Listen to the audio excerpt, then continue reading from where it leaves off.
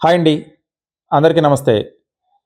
ప్రస్తుతం ఆంధ్రప్రదేశ్‌లో తాజాగా ఈ వైఎస్ఆర్‌సీపీ వాళ్ళ బూతుల వ్యవహారం హాట్‌గా మారింది. అంబటి రాంబాబు గారు చంద్రబాబు గారిని ఒక ముఖ్యమంత్రి స్థాయిలో ఉన్న చంద్రబాబు గారి మీద కనీసం ఆహ్, పద్ధతిగా మాట్లాడాలి, గౌరవంగా మాట్లాడాలి, ఏదైనా విమర్శ చేయాలనుకుంటే నిర్మాణాత్మక విమర్శ చేయాలన్న ఇంగిత జ్ఞానం కోల్పోయి ఏకవచనంతో ఆహ్, చాలా దారుణమైనటువంటి విమర్శలు చేశారు.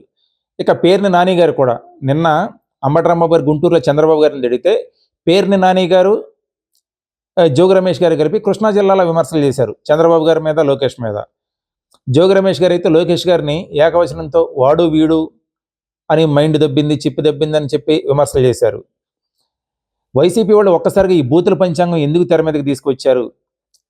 అంటే ఒక్కసారిగా అక్కడ అంబటి రాంబాబు గారు దారుణమైన చంద్రబాబు గారిని బూతులు తిట్టారు. ఇక్కడ జోగి రమేష్ గారు లోకేష్‌ని తిట్టారు. అది చూస్తుంటే ఏంటంటే ఒక ప్లాను, ముందే ఒక స్కెచ్ వేసుకొని వచ్చినట్టు క్లియర్‌గా తెలుస్తుంది.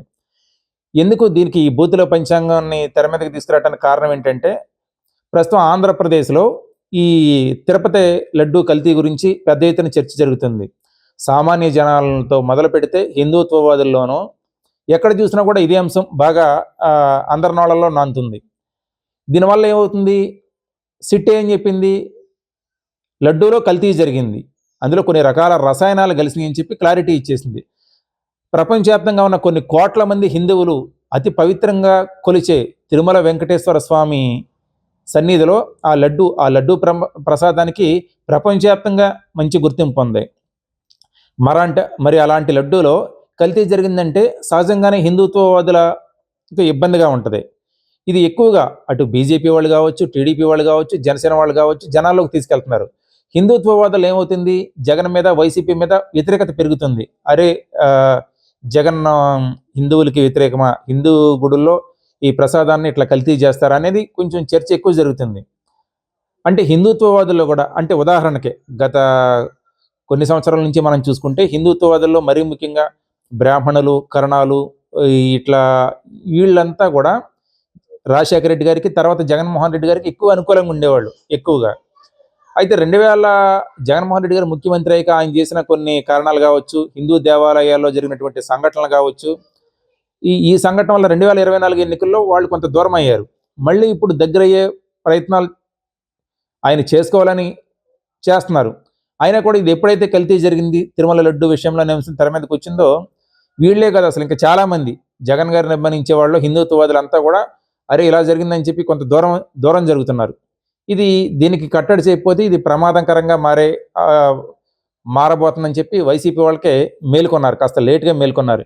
మేలుకొని దీన్ని డైవర్ట్ చేయాలంటే ఏం చేయాలని చెప్పి ఈ బూతుల పంచాంగాన్ని ఒక వ్యూహాత్మకంగా తెర మీదకి తెచ్చినట్టు క్లియర్‌గా అర్థమవుతుంది. అందుకే అక్కడ అంబటి రాంబాబు గారు గుంటూరులో చంద్రబాబు గారిని టార్గెట్ చేస్తే, ఇక్కడ జోగి రమేష్ గారు లోకేష్ గారిని టార్గెట్ చేశారు. అంబటి రాంబాబు గారిని అరెస్ట్ చేసినా గానీ, లేదా పేర్ని నాని గారిని అరెస్ట్ చేసినా గానీ, లేదా టీడీపీ వాళ్ళు ఒక్కసారిగా ఆవేశం తెలిపోయి వాళ్ళ మీద దాడి చేసినా గానీ ఏం చేస్తారు?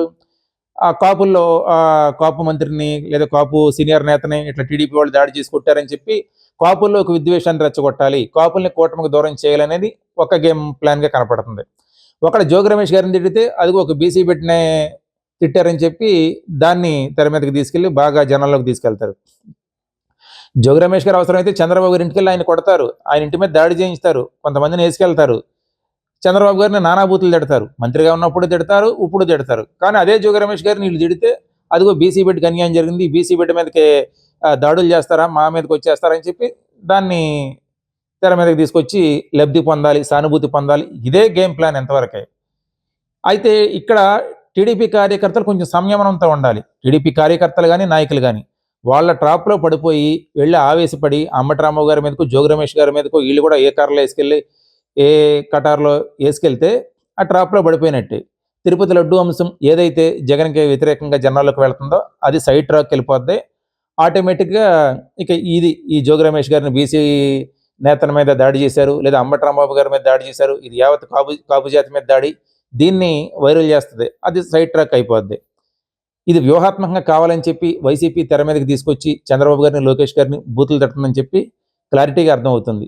మరి టీడీపీ నాయకులు, కూటమి నాయకులు కూడా ఈ విషయంలో సంయమనంతో వ్యవహరించి నిర్మాణాత్మక విమర్శలు చేయాలే తప్ప చట్టం తన పని అది చేసుకుపోద్ది. అంతేగాని ఈ భావోద్వేగాలకు లోనయ్యి అనవసరంగా వీళ్ళు కూడా రెచ్చగొట్టే వ్యాఖ్యలు చేయటం కానీ అలా చేయకుండా ఉంటే బాగుంటుంది.